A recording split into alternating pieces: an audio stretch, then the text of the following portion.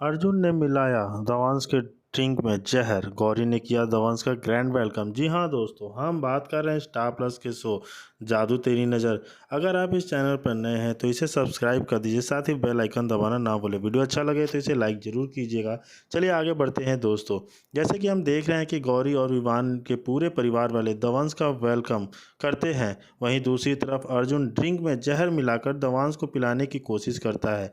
जी हाँ दोस्तों, आज के एपिसोड में गौरी के विवान से मिलने आने से होती है। उसके आते ही विवान उसे कसकर पकड़ लेता है और गौरी विवान की आंखों में भावनाएं देखती है और विवान उसे कहता है कि उसे उसकी चिंता नहीं करनी चाहिए। वह उसे विश्वास दिलाता है कि वह उसे कभी भी परेशानी में नहीं देखना चाहता और उसे कभी भी चोट पहुंचाने के लिए कुछ भी नहीं करेगा। विवान फिर गौरी से पूछता है कि उसके मन में क्या है। गौरी उससे कहती है कि वह केसर से दोबारा शादी नहीं कर सकता। विवान हैरान होकर उसे बताता है कि केसर से शादी करने वाला वह नहीं है, दवंश ने उससे शादी की है। गौरी भावुक हो जाती है और विवान पर विश्वासघात का आरोप लगाती है। विवान उसे शांत करने की कोशिश करता है और उसे कठोर आरोप न लगाने की याद दिलाता है। उनकी बातचीत एक हल्की फुल्की भावनात्मक बातचीत में बदल जाती है, जहां गौरी और विवान के बीच मज़ेदार बहस होती है। इसी बीच रश्मि आती है और उन्हें बताती है कि दवंश वापस आ गया है। गौरी तुरंत रश्मि से सभी को सूचित करने के लिए कहती है ताकि वे उसका स्वागत करने की तैयारी कर सकें। जैसे ही परिवार इकट्ठा होता है, गौरी दरवाज़ा खोलती है और वे सभी दवंश का गर्मजोशी से स्वागत करते हैं। दवंश को देखकर सुखद आश्चर्य होता है। सभी लोग उसका स्वागत करने के लिए पारंपरिक आरती के साथ तैयार हैं। गौरी मुस्कुराती है और उसे बताती है कि वे सभी उनके आने का इंतजार कर रहे थे। हालांकि दवंश ने घोषणा की है कि वह विवान को विदाई देने के लिए वापस आ गया है। खुशी के माहौल के बीच केसर और रश्मि ढोलक बजाना शुरू कर देते हैं, जिससे घर में संगीत और जश्न का माहौल बन जाता है।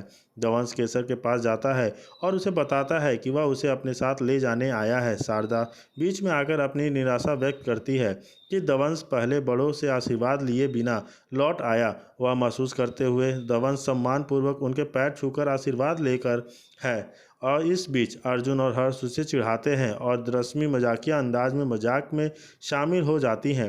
हल्के फुल्के माहौल के बावजूद जब दवंश केसर के पास पहुंचता है तो वह हिचकिचाती है और उसके साथ जाने से इनकार कर देती है। गौरी धीरे से दवंश को अपनी जिम्मेदारियों पर विचार करने और केसर की भावनाओं को सुनने के लिए याद दिलाती है। सभी के व्यवहार से भ्रमित दवंश स्पष्टता के लिए शारदा की ओर मुड़ता है। उस समय वीना आगे आती है और दवंश को याद दिलाती है कि चाहे कुछ भी हो, वह परिवार का बेटा है और हमेशा रहेगा। महेश दवंश को गले लगाने के लिए इरादे से आगे बढ़ता है, लेकिन सभी को आश्चर्य होता है कि दवंश उसे पीछे ढकेल देता है। वह केसर की ओर देखता है और उससे कहता है कि महेश भरोसेमंद व्यक्ति नहीं है। विवान तुरंत आगे आता है और महेश का बचाव करते हुए कहता है कि वह बुरा आदमी नहीं है और निश्चित रूप से मूर्ख भी नहीं है। विवान दवंश को याद दिलाकर स्थिति को शांत करने की कोशिश करता है कि वे परिवार है और उसे अपना भाई कहता है। हालांकि दवंश विवान की बातों पर व्यंग्यात्मक रूप से हंसता है, स्पष्ट रूप से उसे गंभीरता से नहीं लेता।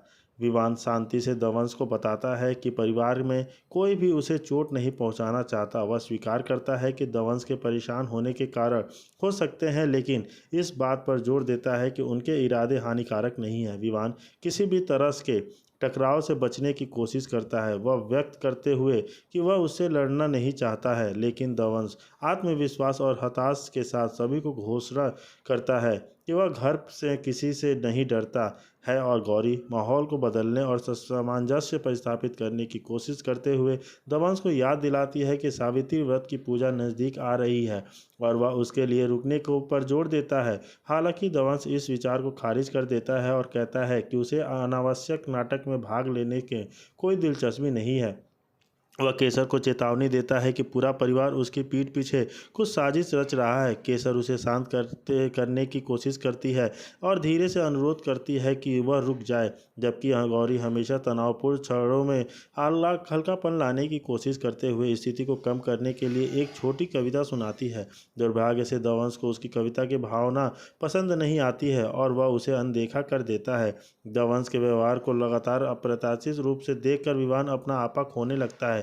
लेकिन गौरी बीच में आती है और उसे सम्मिलित करते रहने के लिए विनती करती है और उन्हें उम्मीद है कि धैर्य के साथ वे अभी भी दवंश के दिल पर पहुंच सकते हैं। इस बीच विवान, हर्ष और अर्जुन एकांत में इकट्ठा होते हैं और तय करते हैं कि उन्हें परिवार की भलाई के लिए दवंश को शांत करने का कोई तरीका खोजना होगा।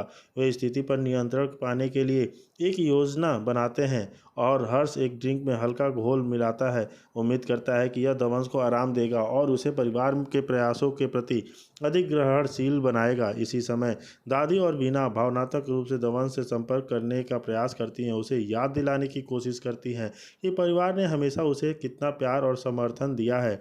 वे उसे समझाने की कोशिश करती हैं कि वे उनके खिलाफ नहीं है और केसर भी उनके व्यवहार से भावनात्मक रूप से प्रभावित है।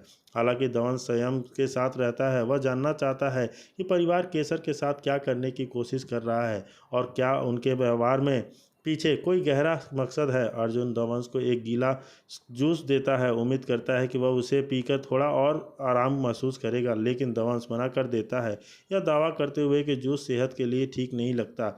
शारदा आगे आती है और दवंश को परिवार के बड़ों की बात मानने के लिए मनाने की कोशिश करती है, लेकिन दवंश तीखी प्रतिक्रिया देते हुए उसे याद दिलाता है कि विवान खुद जूस भी नहीं पीता।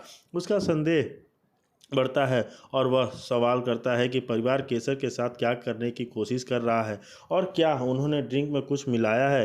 तनाव को भांपते हुए गौरी शारदा से कहती है कि वह दवंश पर दबाव ना डाले। उसका ध्यान भटकाने के लिए एक चतुर चाल कर चलते हुए दवंश गौरी से कहता है कि अगर जूस जितना नुकसानदायक नहीं है तो वह खुद पी ले। गौरी शांत रहती है, मुस्कुराती है और इसके बजाय दवंश को केसर के साथ अपनी योजना के अनुसार एक प्रदर्शन देखने के लिए आमंत्रित करती है और वह यह कहकर एक हल्का फुल्का पल बनाने की कोशिश करती है कि उन्होंने उसके लिए कुछ खास तैयार किया है। दवंश, जो स्पष्ट रूप से चिढ़ा हुआ है, गौरी से कहता है कि वह बहुत चालाकी से काम ना ले।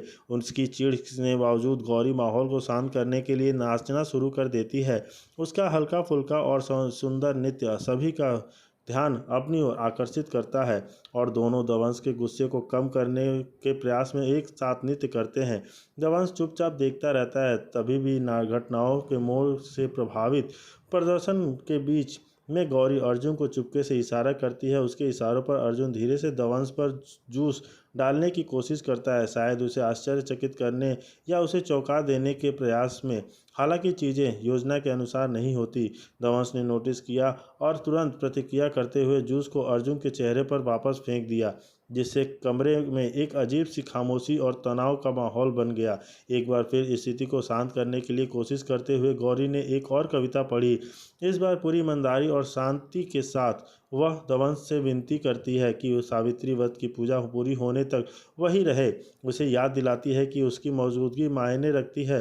वह हार नहीं मानती, तब चीज़ें नियंत्रण से बाहर होती दिखती हैं। उसकी ताकत उसके धैर्य और एक अटूट विश्वास से नियति और परिवार पर एक फिर से एकजुट हो सकता है। हर कोई दवंश की ओर देखता है, उम्मीद करता है कि वह पुनर्विचार करेगा। हालांकि उसका चेहरा अभी भी स्पष्ट रूप से, लेकिन गौरी के शब्दों और परिवार के सामूहिक प्रयास में कुछ ऐसा है जो उसके प्रतिरोध को कम करना शुरू कर देता है। दवंश के आगे क्या करेगा? जी हाँ दोस्तों, इस बीच दवंश क्या करेगा, गौरी कैसे इस चीज़ को संभालेगी और कैसे वो विवान को और उस दवंश को रोक पाएगी? जी हाँ दोस्तों।